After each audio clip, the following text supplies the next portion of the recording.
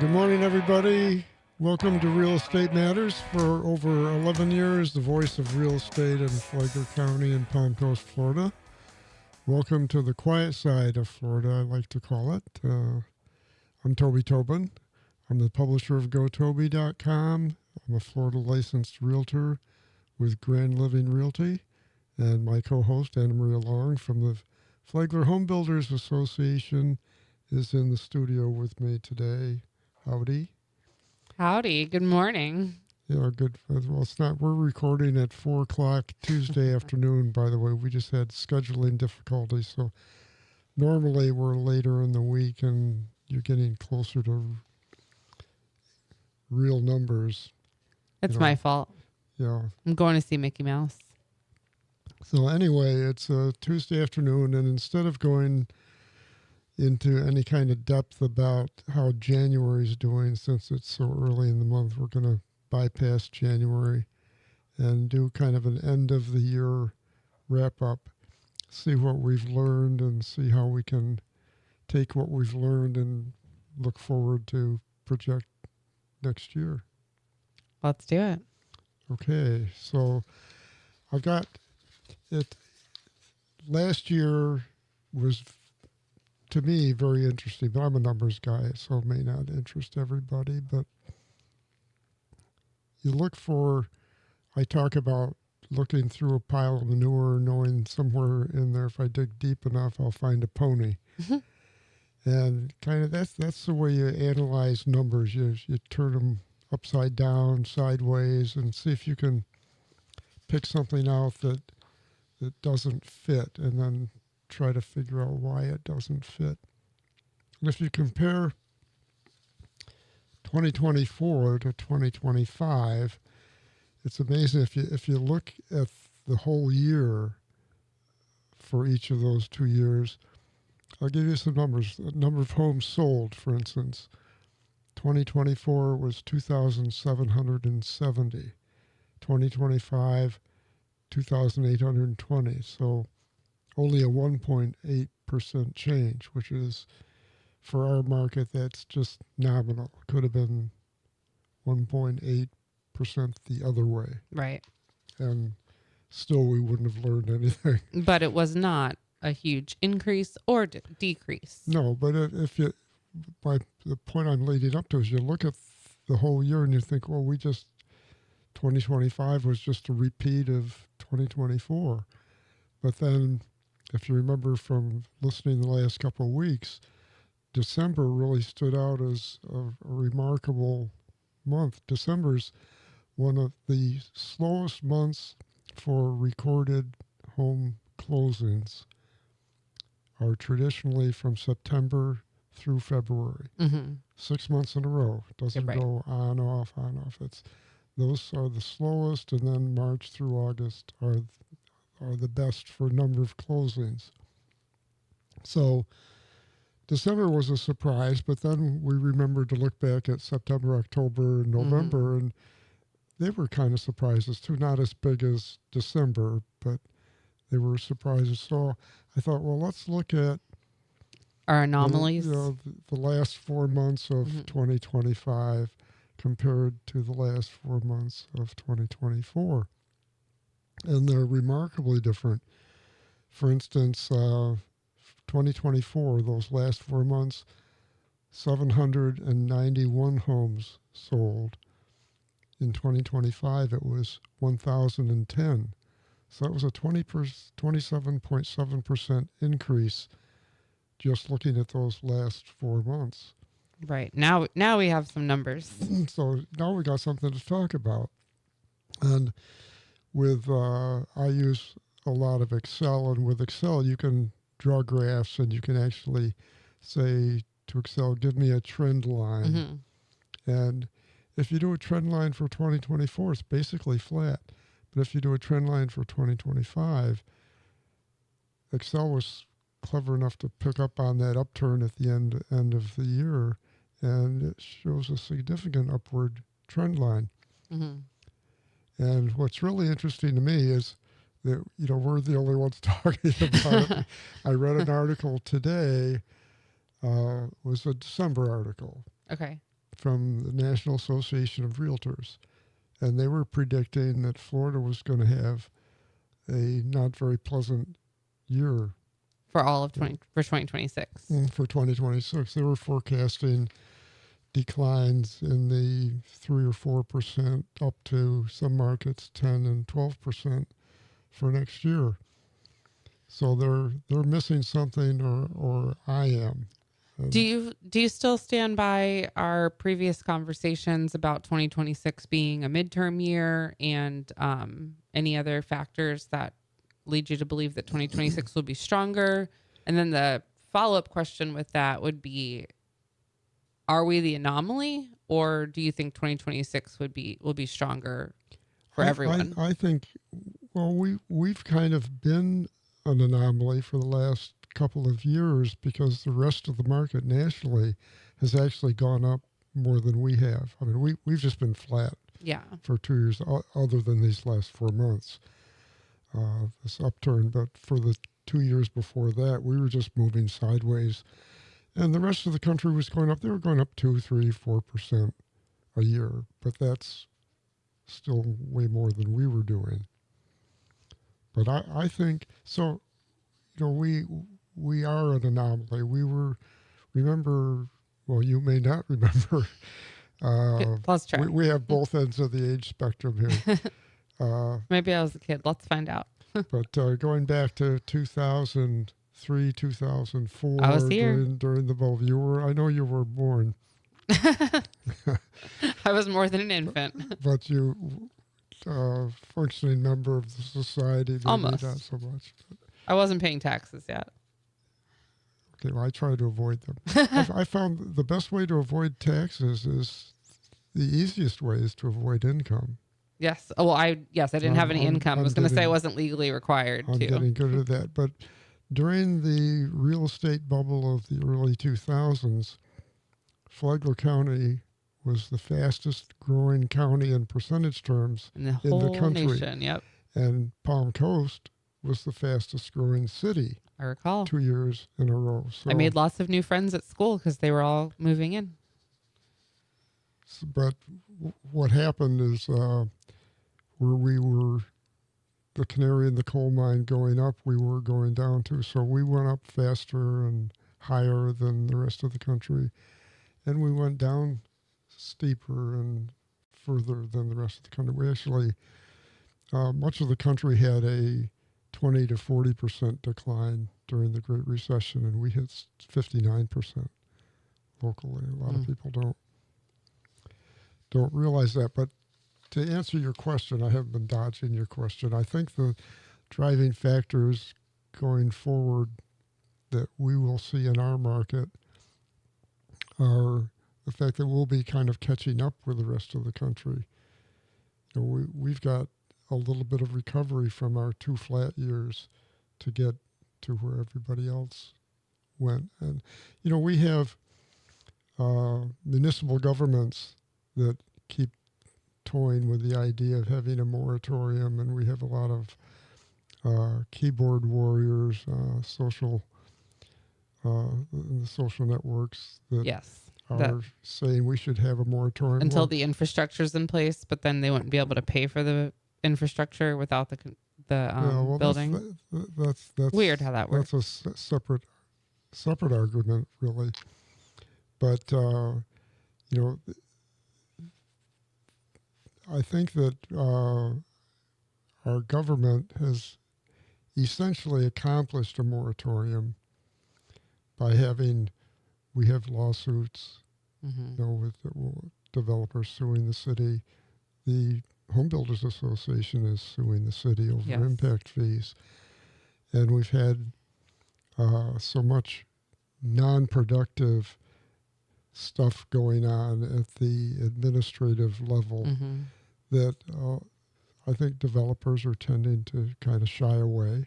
Although you told me the other day we've got a couple. Yeah, we've got new names coming in. A couple new builders coming in, and they're not mom and pop builders. They're regional in size. They're not national. Yeah. Well, yeah, I would say they're small still.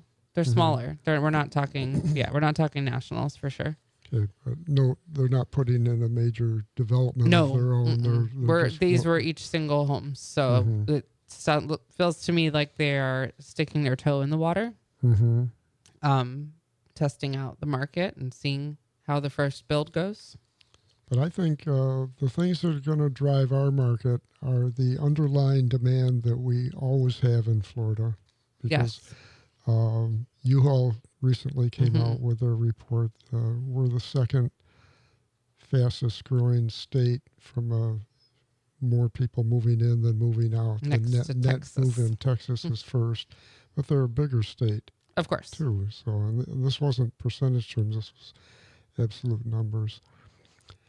But I think that the economy nationally is doing better than people realize. I think that people are going to end up getting more money back in their tax returns this year than they expect. And I believe we're waiting for a couple of more decisions to come out of Congress or the House or the Senate to at the end of January on I know child tax credits was one of them. well, There's a couple of items I yeah, remember. we're facing a possible government shutdown again Oh, too at that the happens every few months, end of Toby. It's January. fine. But I think we have an underlying demand here. I think that we still don't understand certain aspects of our market. One being the fact that both ends of our market, the high end and the low end of the market, are where the strength is. Yes. That's where the lowest days on market are, Mm-hmm. and the highest percentage of cash buyers too. So we've got, and those are different buyer groups. You know, the people that Yeah. are buying at the 250,000 and below market Mm-hmm. tend to be investors who are flipping or buying to rent or buying to fix up, then rent. They're improving that segment of the market. And then on the high end, you have the people that are buying $1 million plus homes, and they're largely cash sales Yes. as well. And it's the middle market that's been suffering the most. And I think that that's probably where some of the strength will come back this next year. I guess we'll have to wait and see. Okay, do you have a follow-up question? No, I think I wrapped it all into one. Okay, well, it's a good time to take a break then. Don't go away, folks. We'll be right back. We've got pages of numbers we can get into. We're not going to have time, so this will be a quick break.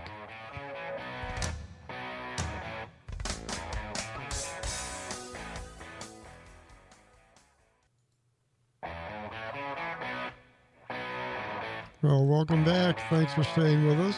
This is the second half of Real Estate Matters. We're just going over a lot of numbers from last year and comparing to the previous year.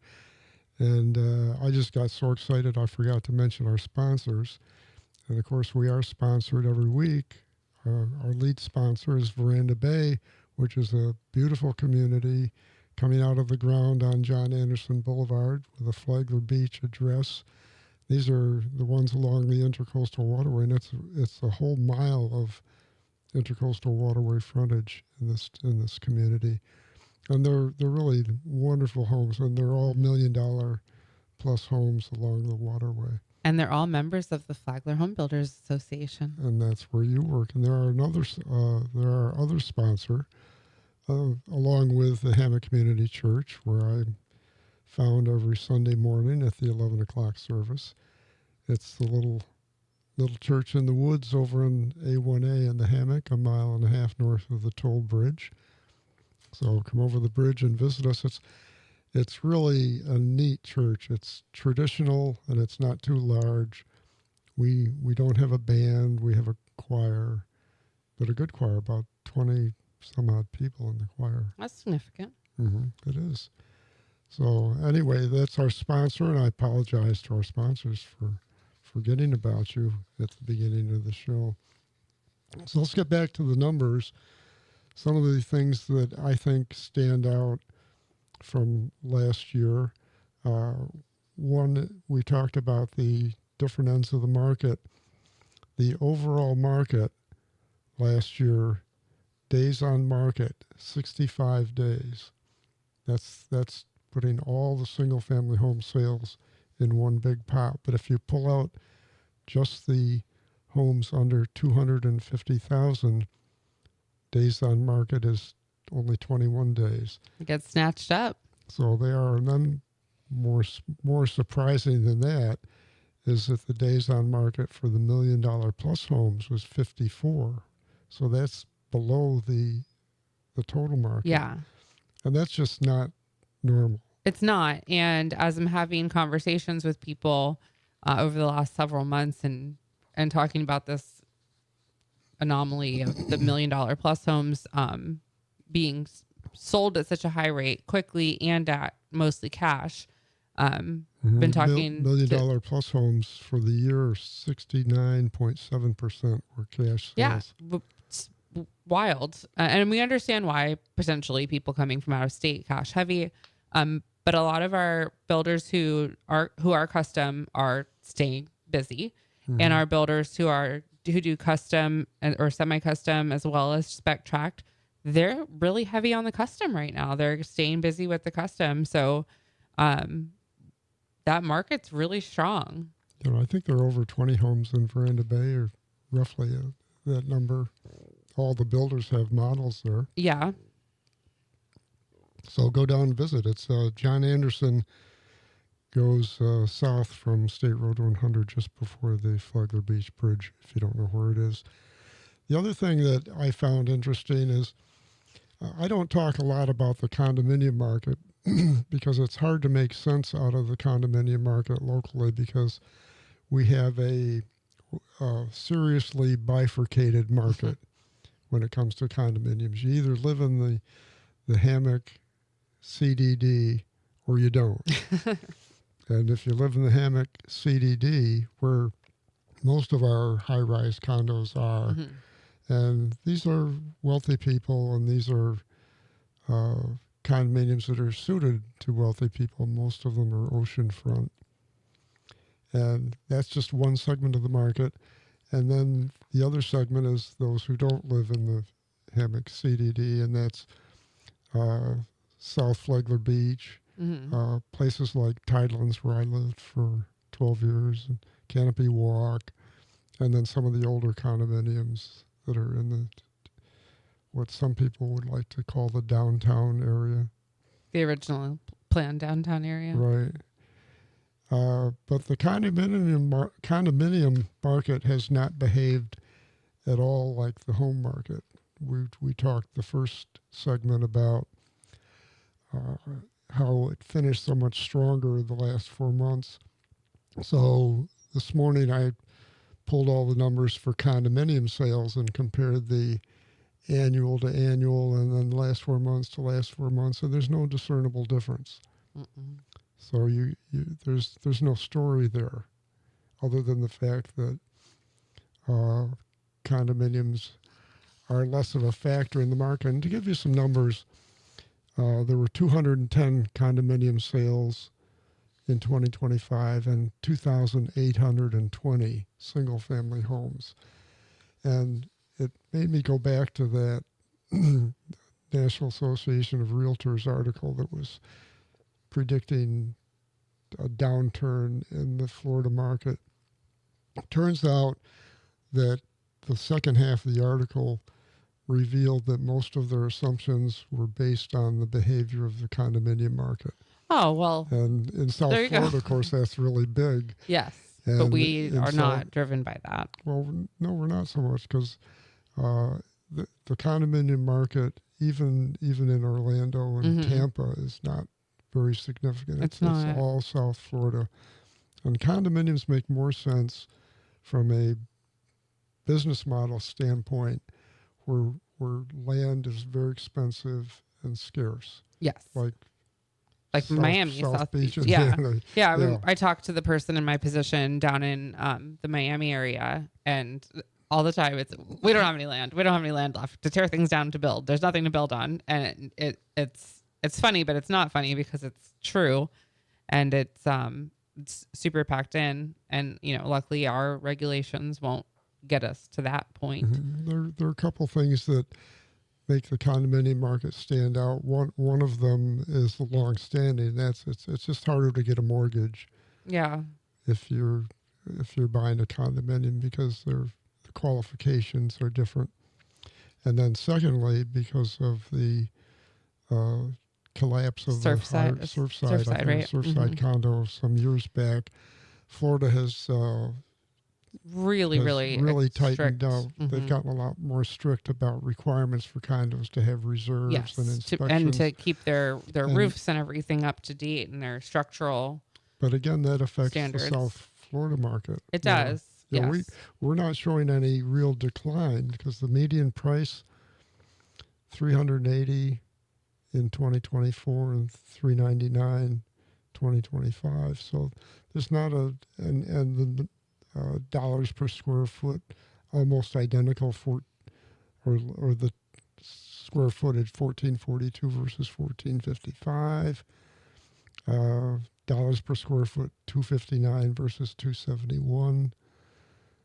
There's some markets I know that had condominiums, and I remember hearing about one in Orlando that a young woman had just gotten her mortgage and could afford it and all of that, and then when the new regulations came out regarding the condominium reserves, she wasn't going to be able to afford it anymore because of the condominium association the association dues. fees go up, and a lot of South Florida condominiums, particularly, had special assessments. Yes, but I didn't hear any murmuring here. Doesn't mean it didn't happen, but I don't know if there. I know one couple of friends live in a condominium in Hammock Dunes, where they had to put a new roof on, tile roof, but that wasn't it wasn't a state mandated change. It was an insurance. We're already prepared for it. Driven insurance company good. Said, I'm not going to insure you unless you put. So put hopefully then they were prepared and it didn't affect them too much. Yeah. So $1 million plus two on the condos, or 18 2 years ago, 21 last year. And the percentage of cash sales in the condos is even higher than the percentage in the homes, the $1 million plus. They're 94.4%. In other words, all but one. So it's that one person that had to get a mortgage. So I think we're going to continue next year, much as though we've done this year. I think we're going to see both ends of the market again stand out against the middle of the market. But I think the overall market is going to be more positive. Just looking, only 46 homes had closed so far in January. But the days on market was significantly down for, now again, I caution you because that's a small number. Right. We've only got a few days of data in, really. We don't have enough to get all excited and forecast a trend. But I see things headed in the right direction. I think we're going to have a good year, and I think when we hit the prime selling season soon, builders are going to wish they had started more specs. So make sure you visit the Parade of Homes April 11th through 19th so you can check out all the new homes. And what is the website they should check it out on? At flaglerparadeofhomes.com. Okay, good. And I think we have to wrap it up. So video podcasts of Real Estate Matters are available on gotoby.com. Just click on podcasts on the top navigation bar. All our show notes are included so you can see what we didn't get to on the show. There's plenty. Also on gotoby.com, the Flagler County interactive map of residential developments and subdivisions updated regularly. And if you have a question or a suggestion for Real Estate Matters or gotoby.com, I answer my own phone. Call me at 386-931-7124, or you can email me at toby@gotoby.com. Thanks for being with us this week again. See you again next week. I'm Toby Tobin, and I approve this show.